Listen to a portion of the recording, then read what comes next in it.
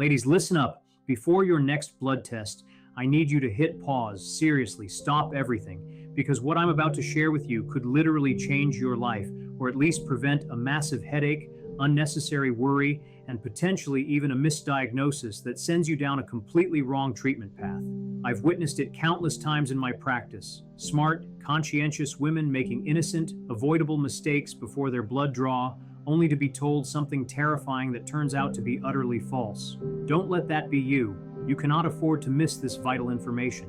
I'm Dr. Helen, and today I'm pulling back the curtain on the top 10 most common pitfalls women, especially those over 60, fall into before getting their blood tested. Trust me, these aren't just minor oversights. They are crucial errors that can completely warp your results, leading to delayed diagnoses, ineffective treatments, and a whirlwind of unwarranted anxiety. And here's a secret. One of these mistakes, number 9, is so subtle that even some healthcare professionals aren't fully aware of its impact. If you've ever found yourself scratching your head over a confusing blood test result, then you absolutely need to stay with me, because we're about to uncover the truth. Chapter 1. The Fasting Fiasco. Too little, too much, or just right.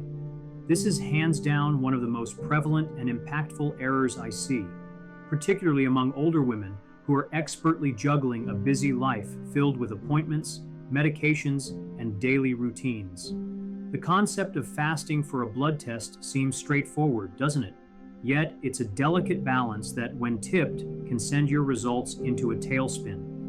Many crucial blood tests, such as those that measure your blood glucose, triglycerides, or cholesterol, demand a specific fasting period to ensure accuracy. This generally means absolutely no food or drink other than plain water for a precise window of 8 to 12 hours leading up to your test. The challenge arises when this seemingly simple instruction is misinterpreted or forgotten. Some women, perhaps in a rush or out of habit, might grab a quick piece of toast, a sip of juice, or a cup of coffee with milk before heading to the lab. Suddenly, their carefully scheduled test is compromised. Elevated blood sugar or triglyceride levels, falsely inflated by that early morning bite, could lead a doctor to mistakenly diagnose conditions like diabetes or recommend unnecessary medications, initiating a cascade of interventions you don't actually need. Conversely, the more is better mentality can also be detrimental. I've seen patients fast for excessively long periods, 14 or even 16 hours, believing they are ensuring peak accuracy. However, extreme fasting can actually stress your body, causing a spike in cortisol levels, a drop in blood pressure, and leaving you feeling faint or dizzy during the blood draw. It can also temporarily distort indicators like kidney function or electrolyte balance. The ultimate solution to this common dilemma is to have a clear understanding of your specific tests. Always confirm with your general practitioner if fasting is a prerequisite for your upcoming blood work. If it is, aim for that sweet spot, a fasting period of 8 to 12 hours. And a critical reminder, if fasting for lipids or glucose, black coffee and tea are not permissible, especially if they contain milk or sweeteners. Only pure plain water should pass your lips during this crucial preparatory window. Chapter 2. The Medication Minefield, When Your Pills Play Tricks. This mistake is particularly insidious because it's often not your fault. It's a subtle interaction that frequently goes unmentioned by busy doctors and, understandably, overlooked by patients. Many common medications and even widely used supplements can significantly distort your blood test results, creating a misleading picture of your health. Consider biotin, for example, a popular ingredient in many hair, skin, and nail supplements. While seemingly innocuous, biotin is notorious for interfering with thyroid hormone tests, sometimes making it appear as though you have hypothyroidism or that your medication dosage is incorrect when, in reality, your thyroid function is perfectly fine. The list of interfering substances extends further. Over-the-counter anti-inflammatory drugs like ibuprofen can impact markers of kidney function. Steroids, often prescribed for various conditions, can cause an increase in blood sugar and white blood cell counts. Even diuretics, commonly known as water tablets, can throw off the delicate balance of potassium, sodium, and other essential electrolytes. Furthermore, something as seemingly benign as a vitamin D supplement, if taken too close to your test, can lead to falsely elevated calcium levels. The real challenge here is that many women don't categorize vitamins or herbal remedies as medication, but your body doesn't differentiate. Everything you ingest contributes to your internal chemistry. To avoid this common pitfall, it is absolutely essential to provide a comprehensive list of everything you are taking to both your doctor and the person performing your blood draw. This includes all prescription medications, over-the-counter drugs, herbal remedies, vitamins, supplements, protein powders, specialty teas, oils, and even essential oils you consume. In some instances, you might be advised to pause certain supplements for 24 to 72 hours before your test. Always ask for specific guidance. Never make assumptions. Chapter 3. The Dehydration Dilemma. Dry veins and skewed numbers. Let me paint a common scenario. You arrive for your early morning blood test, having faithfully fasted for 10 hours. The nurse applies the tourniquet, searches for a suitable vein, but struggles to find one. She tries your other arm, gently pats your hand, even attempts to warm your skin, but still, no luck. Why the difficulty? More often than not, you're mildly dehydrated. Older women are particularly susceptible to subtle dehydration, even if they don't consciously feel thirsty. As we age, our body's thirst signals tend to dull, and our veins and skin gradually lose their natural elasticity. This combination makes it significantly harder for phlebotomists to successfully draw blood, potentially leading to multiple pokes and an uncomfortable experience. Moreover, dehydration doesn't just make the draw difficult, it actively skews your test results. When your body is short on fluids, your blood becomes more concentrated. This can falsely elevate readings for hemoglobin, hematocrit, and electrolytes. Even crucial kidney function tests, such as creatinine and BUN, can appear worse than they actually are, simply because your system lacks adequate fluid volume. The solution to this widespread problem is refreshingly simple. Unless your doctor has explicitly instructed you to restrict fluids, which is a very rare directive, you should aim to drink 1 to 2 glasses of plain water about an hour before your blood test. Avoid excessive intake that might overload your bladder, but consume just enough to adequately rehydrate your system and help those veins become more prominent and accessible. And yes, once again, only plain water. No juice, no coffee, just pure unadulterated H2O. Chapter 4. The Exercise Extremes. Your workout's hidden impact. Now, I am a firm believer in the power of physical activity. I wholeheartedly encourage all my senior patients to keep their bodies moving every single day. Exercise is undeniably good for you. However, there's a crucial distinction to be made when it comes to preparing for a blood test. What you absolutely must avoid is engaging in a strenuous, full-body weightlifting session or an intense workout the day before your scheduled blood draw. The reason lies in how your body responds to intense physical exertion. When you push your muscles vigorously, particularly with resistance training, you create microscopic tears in the muscle fibers. This is a normal and necessary part of muscle growth and adaptation. However, this process also elevates certain markers in your blood.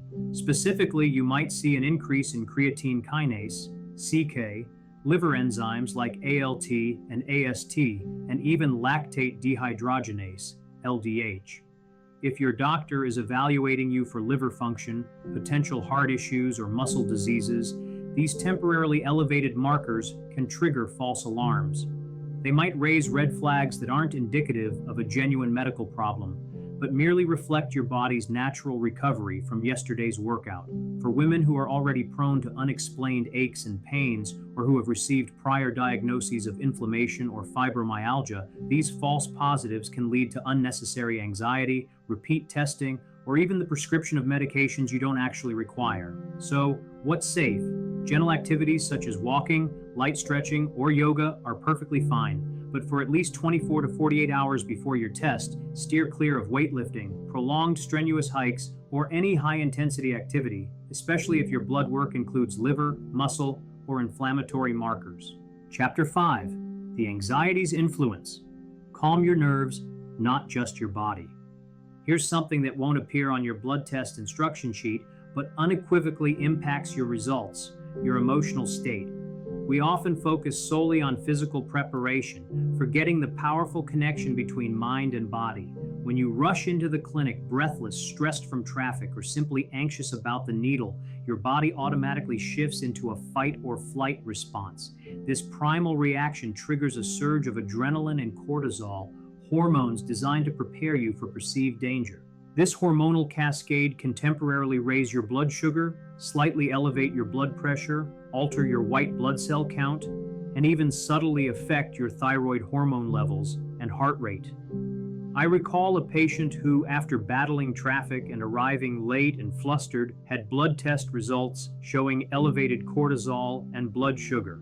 A week later, after rescheduling and arriving calm and relaxed, her levels were perfectly normal. If you're investing the time and effort to get tested, it's paramount to ensure the results are an accurate reflection of your baseline health, not a snapshot of a stressful moment.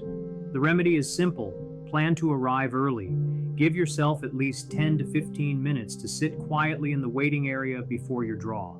Practice deep breathing exercises. Resist the urge to scroll through your phone and read alarming health news. Allow your body to settle into a state of rest. Think of it like calibrating a sensitive scale. You want to measure your body's true state, not its panic mode.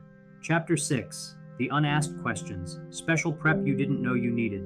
Many senior women harbor the understandable assumption that all blood tests are essentially the same. You roll up a sleeve, get the blood drawn, and await the results. However, this generalized approach can lead to significantly inaccurate readings. The truth is, some specific tests demand very precise timing, unique preparations, or careful adjustments to your usual medication regimen. Neglecting these critical steps can completely invalidate your results, turning a potentially insightful test into a wasted effort. Let's look at some examples. While fasting is crucial for blood sugar or lipid panels, thyroid hormone levels usually don't require fasting, but are best drawn in the early morning due to natural diurnal fluctuations. Iron studies are also typically more accurate when conducted in the morning and ideally not immediately after you've taken an iron supplement.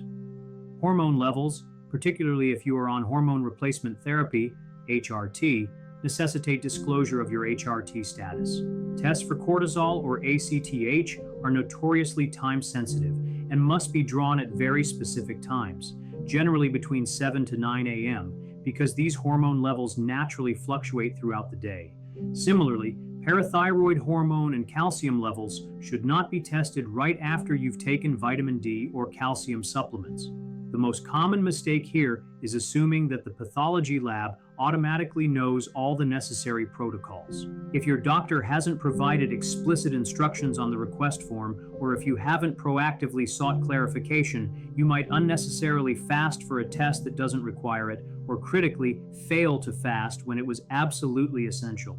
Before your appointment, always make that quick call to your GP clinic or the lab and ask, are there any special instructions for these particular tests?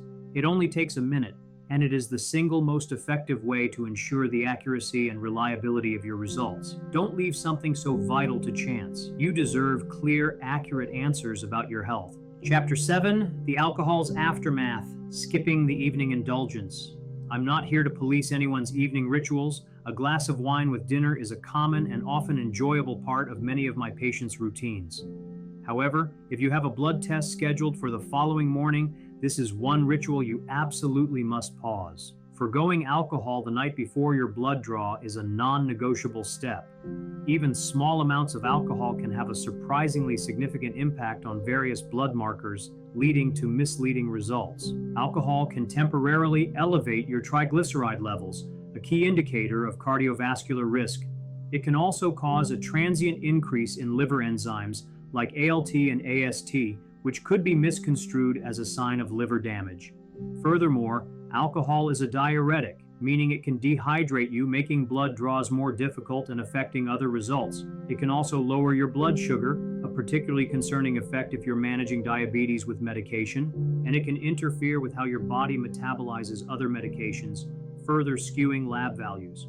Imagine having a liver function test. If you had 2 glasses of wine the evening prior, your enzymes might appear elevated, potentially triggering a cascade of repeat tests, ultrasound scans, and immense anxiety. Even worse, if you're being screened for metabolic syndrome, that innocent glass of wine could make your blood sugar and lipid levels look considerably worse than they truly are. My strong recommendation is to completely avoid alcohol for at least 24 hours before your blood draw, and ideally for 48 hours if your schedule permits. It's a small, temporary sacrifice that ensures you receive clean, honest results that genuinely reflect your health rather than the lingering effects of a late-night indulgence. Chapter 8. The Clothing Catastrophe. Dress for Success and Easy Access. You might assume that your choice of attire has no bearing on a medical procedure as clinical as a blood test, but trust me, it absolutely does. In my years working in clinics, I've seen it all. Women arriving in elegant long-sleeved blouses with tight cuffs or bundled in multiple layers like cardigans over turtlenecks, all struggling to adequately expose their arms. Some even had to perform an awkward partial undressing in the cramped phlebotomy chair, while others managed to roll up their sleeves so tightly that it inadvertently cut off circulation to their arm. These seemingly minor wardrobe missteps can cause frustrating delays, amplify pre-test anxiety, and sometimes even restrict which arm can be used for the draw, especially if you're feeling cold or constricted. The phlebotomist requires clear, unobstructed access to the inner elbow area, medically known as the antecubital fossa, as this is typically where the most prominent and accessible veins are located. If reaching this spot is a struggle, it can lead to a more challenging, potentially painful draw and even multiple needle attempts. My practical advice is to choose your outfit thoughtfully. Opt for a loose-fitting, short-sleeve top or a cardigan that buttons or zips completely down the front. Ensure your clothing allows for quick and effortless access to both arms. Comfortable, practical clothing directly contributes to a smoother, quicker experience, and ultimately more efficient results for everyone involved. Chapter 9, the hormonal hues, menopause, and HRT disclosure is key. This is a critical oversight that is astonishingly common, often missed even by medical staff.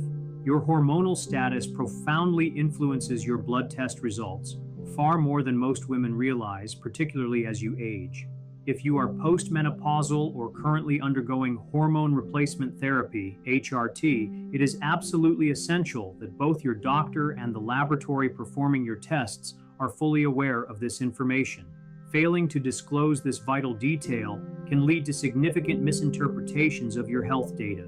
For instance, estrogen therapy directly impacts cholesterol levels. Women on HRT frequently exhibit higher levels of HDL, the good cholesterol, and lower levels of LDL.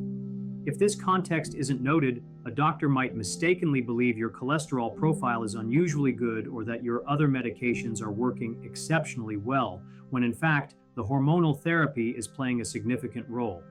Similarly, your follicle-stimulating hormone, FSH, and luteinizing hormone, LH levels, which are routinely used to assess menopause status or fertility, carry entirely different meanings depending on whether you are currently on hormone therapy. Even thyroid function tests can be subtly affected by estrogen levels due to how thyroid-binding proteins behave in the body. I once had a patient referred to an endocrinologist for what appeared to be abnormal estrogen levels, only for us to discover later that she was still wearing a transdermal estrogen patch, a detail the lab was unaware of. Therefore, always make it a point to mention if you have gone through menopause, if you are currently on HRT, if you have recently discontinued HRT, or if you use any form of estrogen or progesterone, be it patches, creams, or pills. Even if you believe the information is irrelevant, it is always better to provide the fullest possible picture. Your blood work doesn't exist in a vacuum. Context, especially hormonal context, is truly everything. Chapter 10, the post-draw pitfalls. Don't rush out the door. You've successfully endured the poke, the vials are filled, and the immediate urge is to get out the door as quickly as possible. But wait, this final stage is where a surprising number of errors and even personal safety issues can arise. Far too many women leave the clinic without confirming some crucial details that are essential for accurate follow-up and peace of mind. Firstly, were all the correct tests actually drawn? Occasionally, a lab technician might inadvertently miss drawing one of the ordered tubes, or a specific test might be overlooked due to timing constraints. Secondly, did they collect enough blood for each test? Some analyses require precise volumes, And if too little blood was drawn, the sample might be rejected later, forcing you to return for another draw. Thirdly, and critically, was your sample labeled correctly? While rare, mislabeled samples do happen and can lead to serious mix-ups, resulting in incorrect results being attributed to the wrong patient. Furthermore, it's vital to clarify how and when you will receive your results. Will your doctor call you? Are you expected to check an online patient portal?